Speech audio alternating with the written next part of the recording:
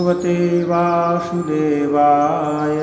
भक्तजनों, अब मैं आपको श्रीमद् भागवत प्रथम स्कंद 10वें अध्याय का श्रवण कराने चल रहा हूँ। श्री कृष्ण का द्वारिका गमन। आप लोग सावधान होकर सुने।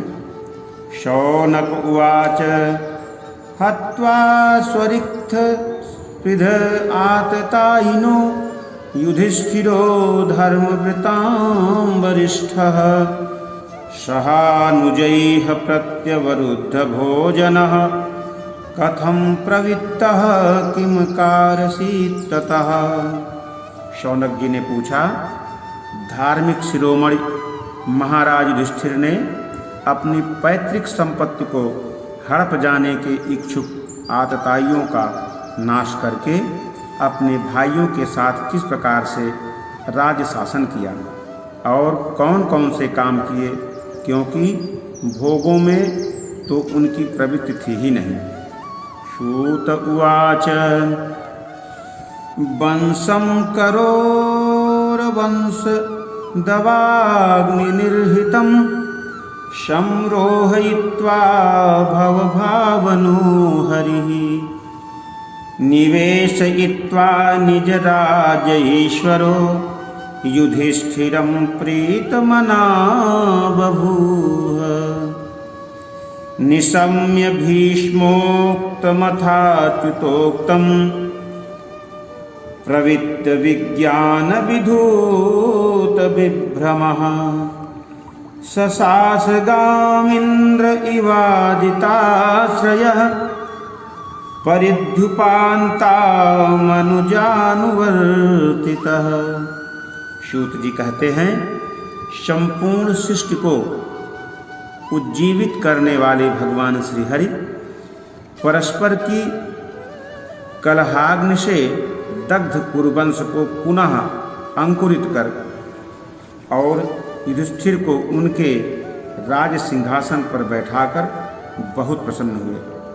भीष्म पितामह और भगवान श्री कृष्ण के उपदेशों के श्रवण से उनके अंतःकरण में विज्ञान का उदय हुआ और भ्रांति मिट गई।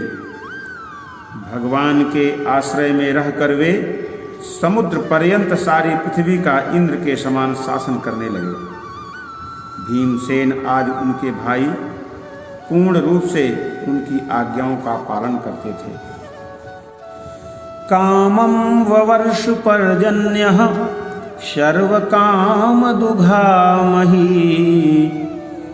शिशिचुः स्म व्रजान गावः पयशोधवस्वतीर्मुदा नद्यः समुद्रा गिरयः शवनस्पति विरुधः फलन्त्योखदयः सर्वाः कामं वृतुतस्य वै नाधयो व्याधयः क्लेशा दैवभूतात्महेतवः अजातशत्रावभवन् जन्तूनां राज्ञिकर्हिचित् उषित्वा हस्तिनपुरे मासान् कतिपयान् हरिः सुहृदां च विशोकाय स्वसुश्च प्रियकाम्यया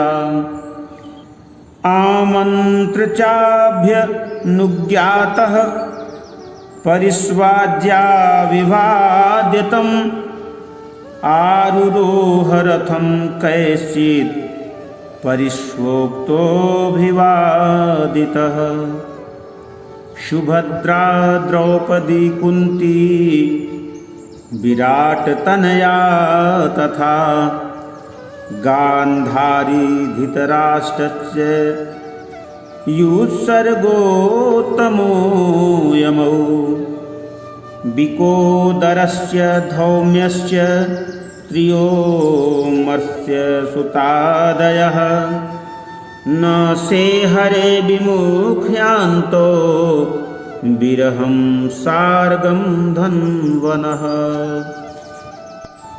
सत्संगान् मुक्त दुःसङ्गो हातुं नो सहते बुधः कीर्त्यमानं यशो यस्य सकिदाकर्ण्यरोचनम्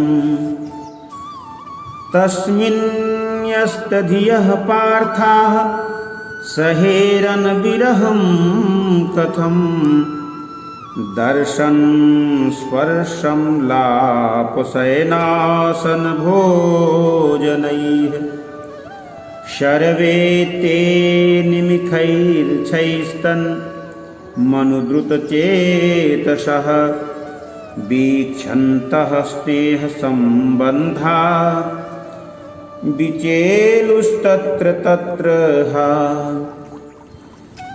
न्यरुन्धनुदगल द्वास्वमौक्तकण्ठ्या देवकी सुते निर्याद्गारन्नोद्भद्रमिति स्यादवन्ध्यवस्त्रियः।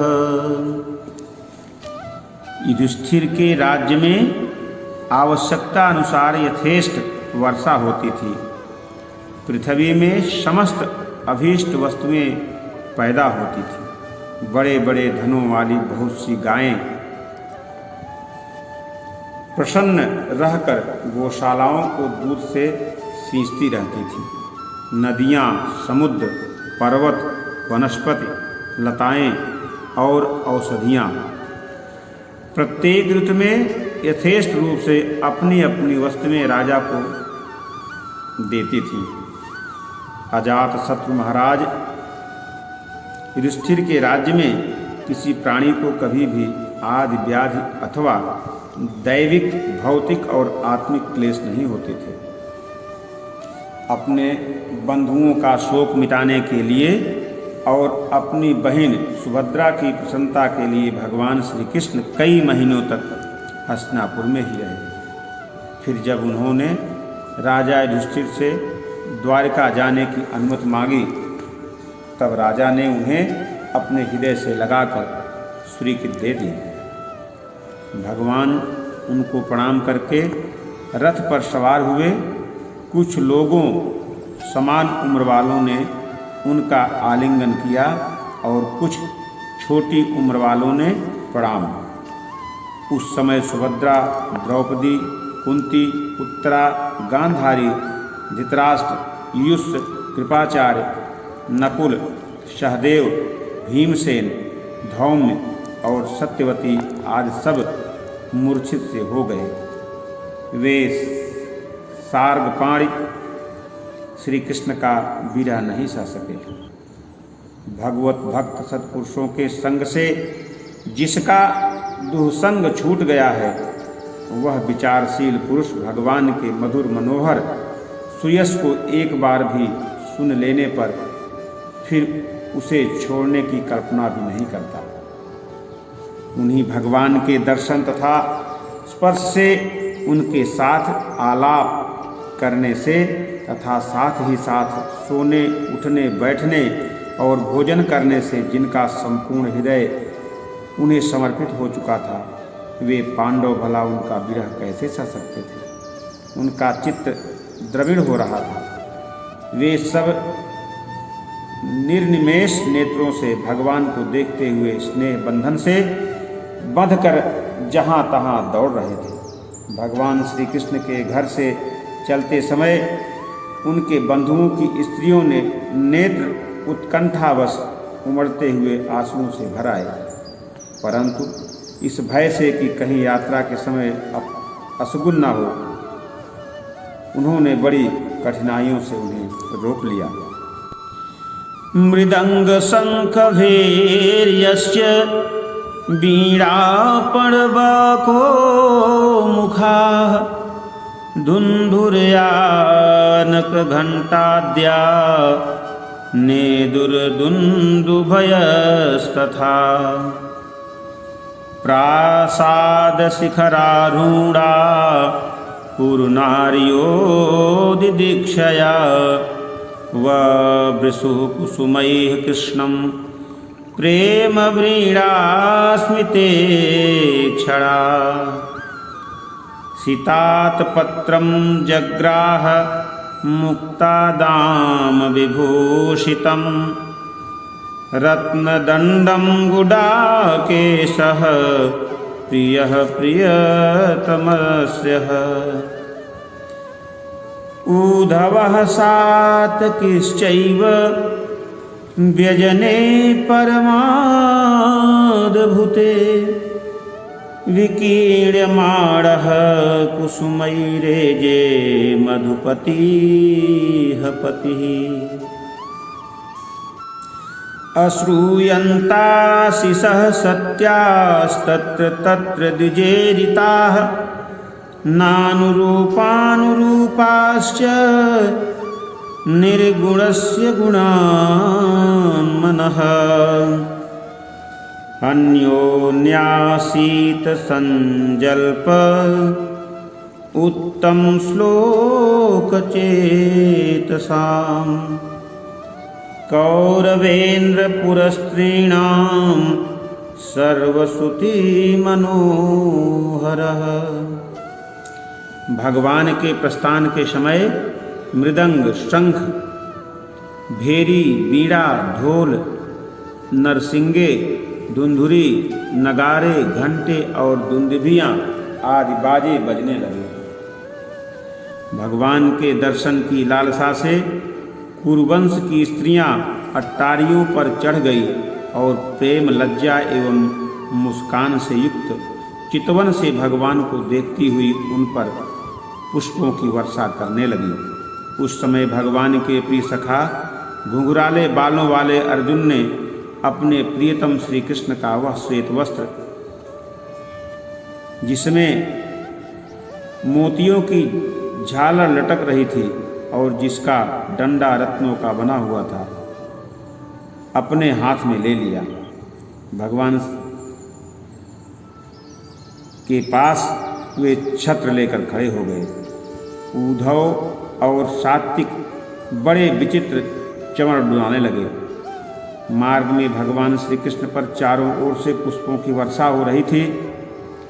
बड़ी ही मधुर झांकी थी। जहाँ तहाँ ब्राह्मणों के दिए हुए सत्य आशीर्वाद सुनाई पड़ रहे थे। वे सगुण भगवान के तो अनुरूप ही थे, क्योंकि उनमें सब कुछ है, परंतु निर्गुण के अनुरूप नहीं थे, क्योंकि उनमें कोई प्राकृतिक गुण नहीं है। हस्तिनापुर की कुलीन रमणियाँ, जिनका चित्त भगवान श्री कृष्ण में रम गया था, आपस में ऐसी बातें कर रही थी जो सबके कान और मन को आकृष्ट कर रही थी। स वै किलायं पुरुषः पुरातनो य एक आसीद विशेषयात्मनि अग्रे गुणेभ्यो जगदात्मनीश्वरे निमीलितात्मनिशि सुप्तशक्तिषु स एव भूयो निजवीर्य च उदितां स्वजीवमायां प्रकृतिं सुशिक्षितीम् अनामरूपात्मनि रूपनामनि विशिष्यमानोऽनुसार शास्त्रकृत स वायं यत्पदमत्र सूर्यो जितेन्द्रिया निर्जितमाश्रीष्वनः पश्यन्ति भक्त्युक्तकलितामलात्मना ननवेश सत्वं परिमाष्टुर्मर्हति। वे आपस में कह रही थी, सखियों, ये वे ही सनातन परम पुरुष हैं जो प्रलय के समय भी अपने अद्वितीय निर्विशेष स्वरूप में स्थित रहते हैं। उस समय सृष्टि के मूल में तीनों गुण भी नहीं रहते। जगदात्मा ईश्वर में जीव भी लीन हो जाते हैं और महत्वाति समस्त शक्तियाँ अपने कारण अव्यक्त हो जाती हैं। उन्होंने ही फिर अपने नाम रूप रहित स्वरूप में नाम रूप के निर्माण की इच्छा की तथा अपनी काल शक्ति से प्रेरित प्रकृति का जो कि उनके अंशभूत जीवों को मोहित कर लेती हैं और सृष्टि की रचना में प्रवृत्त रहती हैं। अनुसरण किया और व्यवहार के लिए वेदांत शास्त्रों की रचना की। इस जगत में जिसके स्वरूप का साक्षात्कार जितेंद्रिय योगी अपने प्राणों को वश में करके भक्त से प्रफुल्लित निर्मल हृदय में किया करते हैं, ये श्री कृष्ण वही साक्षात परब्रह्म है। वास्तव में इन्हीं की भक्त से अंतःकरण की पूर्ण शुद्धि हो सकती है, योगादि के द्वारा नहीं। शवा अयम सख्यनुगीत सतकथो वेदेषु गुह्योषु च गुह्यवादिभिः य एकैषो जगतात्मलीलया सृजित्यवत्यति न तत्र सज्जते यदा धर्मेण तमो धियो निपा जीवन्ति तत्रैष हि सत्वतः किल धत्ते भगं सत्यमृतं दयां यशो भवाय रूपाणि दधग्युगे युगे अहो अलम स्याध्यतं यदोकुल महो अलम पुण्यतमं मधुर्वनं यदेश पुंसा मृखभः श्रीरपतिः स्वजन्मना चक्रक्रमणेन जाजति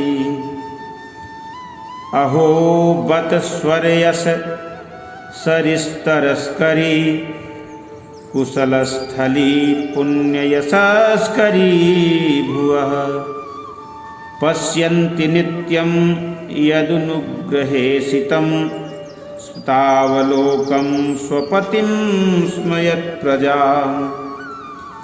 नूनं व्रतस्नानहुतादिनेश्वरः समर्चितो ह्यस्य गृहीतपाणिभिः पिबन्ति या सख्यधरामृतं मुहुर्व्रजस्त्रियः मुहुर्यदाश्रयाः या वीर्यशुल्केन हता स्वयंवरे प्रमथचैद प्रमुखान् हि सुस्मिडः प्रद्युम्न साम्बां वसुतादयो परा याश्चाहिता भौमवधे सहस्रः। सखी, वास्तव में ये वही हैं जिनकी सुंदर लीलाओं का गायन वेदों में और दूसरे गोपनीय शास्त्रों में व्यास आदि रहस्यवादी ऋषियों ने किया है, जो एक अद्वितीय ईश्वर हैं और अपनी लीला से जगत की सृष्टि पालन तथा संहार करते हैं, परंतु उनमें आसक्त नहीं होते। जब तामसी बुद्धि वाले राजा अधर्म से अपना पेट पालने लगते हैं, तब ये ही सत्व गुण को स्वीकार कर ऐश्वर्य, सत्य, रित, दया और यश प्रकट करते हैं और संसार के कल्याण के लिए युग युग में अनेकों अवतार धारण करते हैं।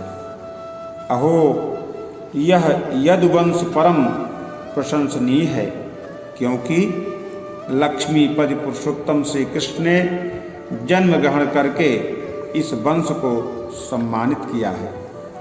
वह पवित्र मधुबन ब्रजमंडल भी अत्यंत धन्य है, जिसे इन्होंने अपने शैशव एवं किशोरावस्था में घूम फिर कर शोभित किया है। बड़े हर्ष की बात है कि द्वारका ने स्वर्ग के यश का तिरस्कार करके पृथ्वी के पवित्र यश को बढ़ाया है। क्यों न हो, वहाँ की प्रजा अपने स्वामी भगवान श्री कृष्ण को जो बड़े प्रेम से मंद मंद मुस्कुराते हुए उन्हें कृपा दृष्टि से देखते हैं, निरंतर निहारती रहती है। सखी, जिनका इन्होंने पाणी ग्रहण किया है उन स्त्रियों ने अवश्य ही व्रत, स्नान, हवन आदि के द्वारा इन परमात्मा की आराधना की होगी, क्योंकि वे बार बार उनकी उस अधर सुधा का पान करती हैं, जिसके स्मरण मात्र से ही ब्रजबालाएं आनंद से मूर्छित हो जाया करती थी। ये स्वयंवर में शिशुपाल आदि मतवाले राजाओं का मान मर्दन करके जिनको आप अपने बाहुबल से हर लाए थे तथा जिनके पुत्र प्रद्युम्न, शांब, आम्ब आदि हैं, वे रुक्मणी आदि 8 पटरानियां और भौमासुर को मारकर लाई हुई जो इनकी हजारों अन्य पत्नियां हैं, वे वास्तव में धन्य हैं, क्योंकि इन सभी ने स्वतंत्रता और पवित्रता से रहित स्त्री जीवन को पवित्र और उज्जवल बना दिया है। इनकी महिमा का वर्णन कोई क्या करे। इनके स्वामी साक्षात कमलनयन भगवान श्री कृष्ण हैं। एताः परं स्त्रीत्वमपास्तपेशलं निरस्तशौचं बत साधु कुर्वते यासां गृहात् पुष्करलोचनः पतिर्न जातुपैत्याहितभिर्हृदि स्पृशन् एवं विधा गदनन्तीनां सगिरः पुरयोषितां निरीक्षणेनाभिनन्दन सस्मितेन ययौ हरिः अजातशत्रुः पृतनाम गोपीथाय मधुदिशः पेरभ्यसास्कित स्नेहात्पयुङ्गचतुरङ्गिणीम् अथ दूरागतान् सौरिः कौरवान् विरहातुरान् सन्निवर्त दृढं स्नग्धान् पायास्वनगरीं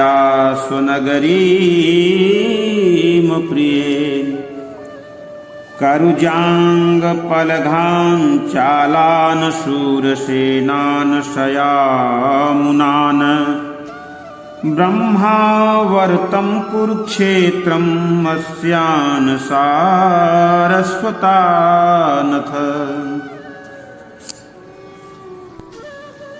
मरुधन्वमतिक्रम्य सौवीराभीरयोः परान्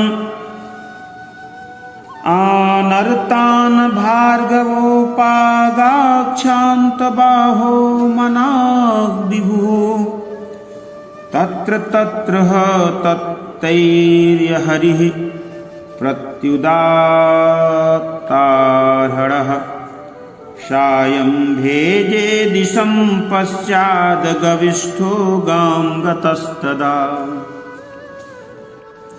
जो नाना प्रकार की प्रिय चेष्टाओं तथा पारिजातादि प्रिय वस्तुओं की भेंट से इनके हृदय में प्रेम और आनंद की अभिवृद्धि करते हुए कभी एक क्षण के लिए भी इन्हें छोड़कर दूसरी जगह नहीं जाते।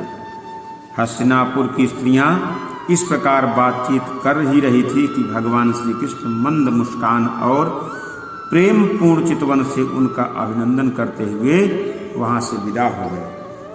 अजात शत्रु युधिष्ठिर ने भगवान श्री कृष्ण की रक्षा के लिए हाथी, घोड़े, रथ और पैदल सेना उनके साथ कर दी।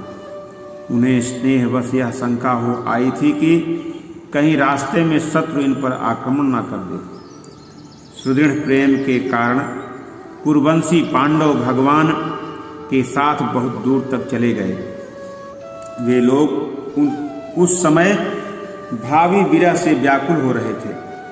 भगवान श्री कृष्ण ने उन्हें बहुत आग्रह करके विदा किया और सात्विक, उद्धव आदि प्रेमी मित्रों के साथ द्वारिका की यात्रा की। शौनक जी वे कुरुजांगल, पांचाल, सूरसेन, यमुना के तटवर्ती प्रदेश, ब्रह्मावर्त, कुरुक्षेत्र, मत्स्य, सारस्वत और मरुधन देशों को पार करके शौरवीर और आभीर देश के पश्चिम आनर्त देश में आए। उस समय अधिक चलने के कारण भगवान के रथ के घोड़े कुछ थक से गए थे। मार्ग में स्थान स्थान पर लोग उपहार आदि के द्वारा भगवान का सम्मान करते। सायंकाल होने पर वे रथ पर से भूमि पर उतर आते और जलाशय पर जाकर संध्या वंदन करते। यह उनकी नित्य दिनचर्या थी। श्रीमद्भागवते महापुराणे पारमहंस्यां संहितायां प्रथम स्कंदे नैमिषीयोपाख्येन श्रीकृष्णद्वारकागमनम्। ओम नमो भगवते वासुदेवाय। दशमोऽध्यायः। जय भगवान नारायण। सबकी रक्षा करें, सबका कल्याण करें। श्रवण करने वाले सभी भक्तजनों का, अपने चित्त में ध्यान करने वाले समस्त भक्तों का कल्याण करें। जय श्री हरि। जय भगवान नारायण।